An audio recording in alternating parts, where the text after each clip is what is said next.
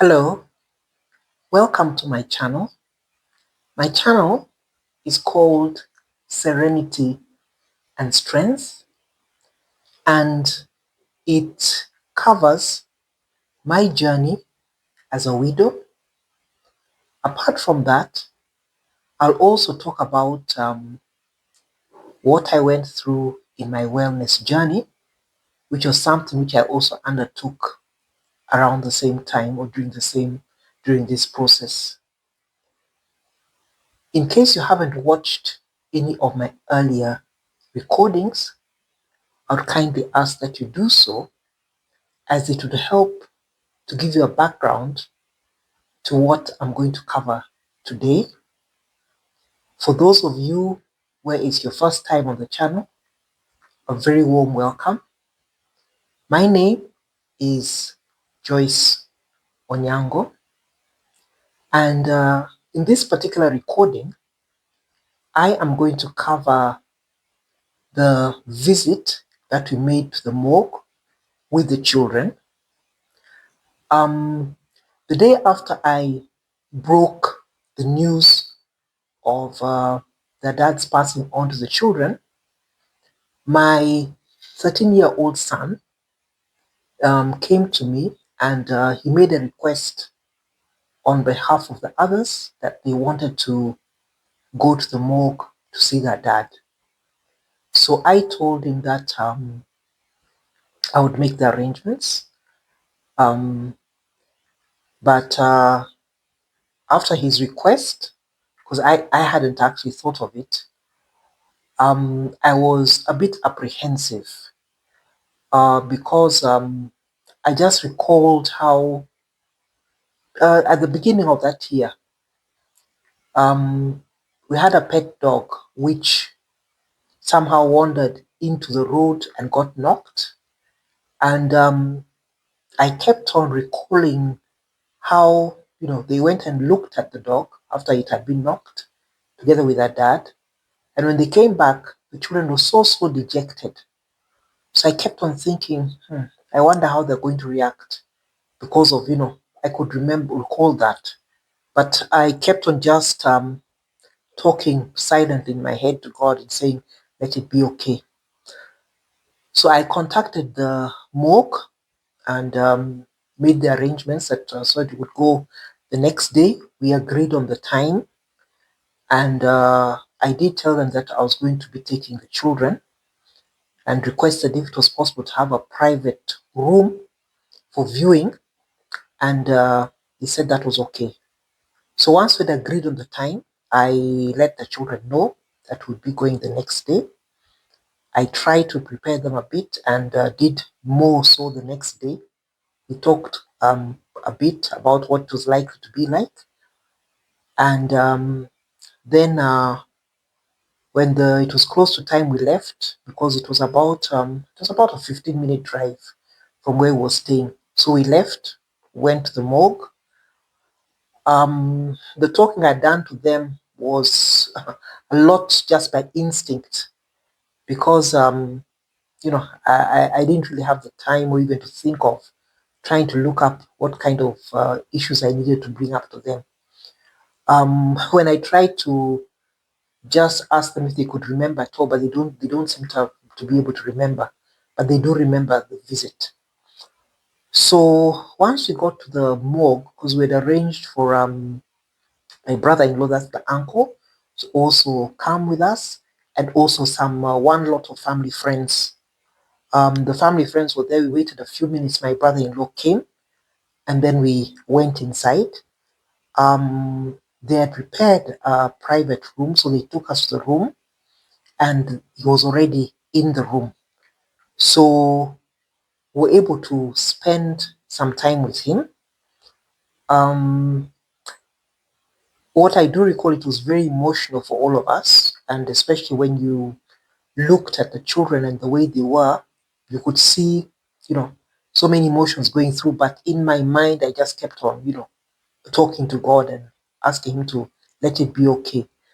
But you just are there wishing for ways that you could protect the children from having to go through what we're going through. But some of those things, they just happen and you have to go through them.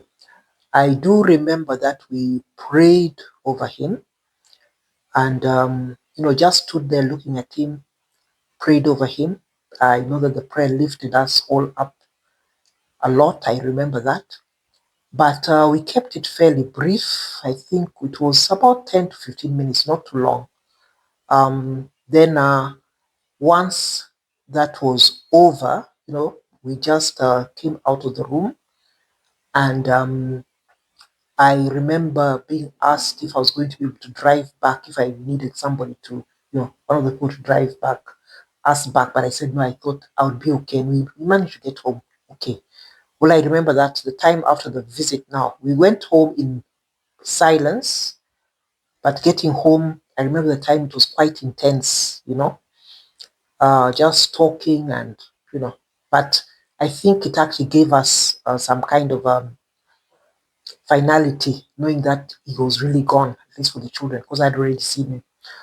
Traditionally, normally what happens with us is that you find the viewing of the body is done in church after the church service. And then after the church service, normally the body is brought to the house and stays overnight in the house. I think I'll cover those as we go through some of the other recordings that I'll do. But what I did realize is that going to the morgue like that with the children, it did make it slightly easier on them when it now came to the other part of where the body was going to be, present and that kind of a thing. But later on is when I, went to try to look at what is recommended when you're going to make such a visit, and especially with children of that age, that ranging from 13 to 3. Of course, they talk of planning the visit. They talk of keeping it brief. Short visits are normally better for children, especially when they're younger children, because you don't want to overwhelm them. Um, then, of course, you'd have to confirm the visit to the morgue. You let them know the time you're going to go, when it will be available. Of course, you have to let them know that there are going to be children there so that the setting is appropriate. And a lot of this will depend on the kind of morgue that you are at or the funeral home. If with certain morgues, you'll find that you may not be able to have the kind of privacy that you had. But if you can have it, it makes a lot of difference. So if it is a morgue where you have several bodies available, it may not be really the best for the children. So you need to just see what is possible, and if you can ask for privacy so that you can actually have no distractions and you have a very supportive atmosphere that you create for yourselves. Then, of course, explain to the children before they go what it's going to be like. The morgue will be cold. The person who you're going to see also what they're going to be like. They'll not be their normal selves anymore. They'll be, very still. They'll not be alive. If they want to touch the body also, you can tell them they can touch. If they want to hold the hand, for instance, they can do that. But let them know what it's going to be like. Um, One of the things it helps is that, you could find that they have a lot of imaginations, but by having gone to the morgue, it makes a lot of difference and they're able to see that this is what has actually happened. That is the importance with such. Then, apart from that, I think in a way they said it will also help them to be able to start the mourning and grieving process. It helps with that. Of course, in the whole thing also, you need to always reassure them. It's okay to feel scared at this point, if they feel scared, if they feel sad, whatever their feelings are. And in the process as well, if they change their minds, because they can very easily change their minds that they don't want to go anymore, it's okay, they can change their minds. Sometimes, even if they're in the morgue itself, they can also decide that they want to walk out. And that's where it's important for you to have other people with you who can offer support. So that for this child who may want to walk out, at least there's somebody who can go out with them so that they're not alone. And then somebody remains with those who are inside. So I think you just play it by the ear, or because each child will react in a different way. So as I said, it's good to have somebody or some people who can support you in that, but let it not be a very big group because this is still something which is fairly private. Also, I think it's also important not to have people who are going to start wailing, because I think for us traditionally, there's a lot of wailing that goes on with such things when they've happened, and that could actually set off the emotions for the children. I don't think you want that kind of a thing. So it's good to talk to those guys you're going with beforehand so they know. Then just allow them to act as they want to. If they want to, do whatever they want to, but something that makes them comfortable and to be able to say goodbye and know that, this is what has happened. Sometimes they even talk of visits to the morgue may cause, bad memories and things like that, or may, cause the children to have all kinds of fears and whatnot. But I found that with mine, um, it didn't do that to them at all. I think it just made it, the finality of it all is what came to their minds, what they were able to see that it's something which is final. This is what has happened. And, we could now really go on to the proper grieving process for them.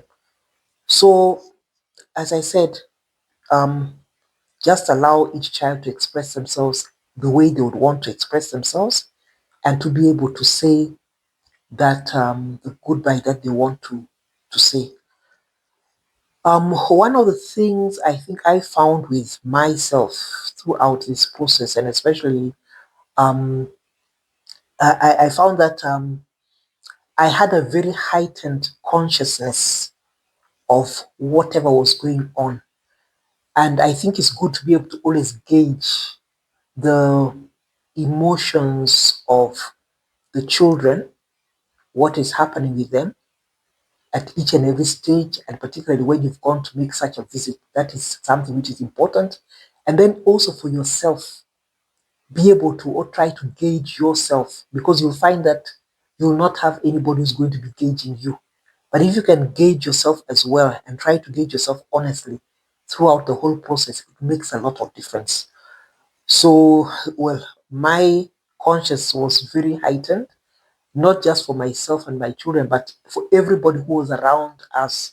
I think I was just seeing things and sort of like recording them at the back of my mind. Yeah. So I don't know if it's like that for everybody, but I think what I would really love to be able to hear from those who have tuned in, just what kind of things worked for you if you went through this process of having to take children to the morgue. What worked, what didn't work, because what worked for you may help somebody else as well. And people may not even have the time, as when something like that happens, to try to research and see what do I need to do. So just somebody having talked about it or mentioned it would actually help a lot. So I think more or less that is it for this particular recording. What I will request again is that kindly do subscribe so that you can walk the journey together.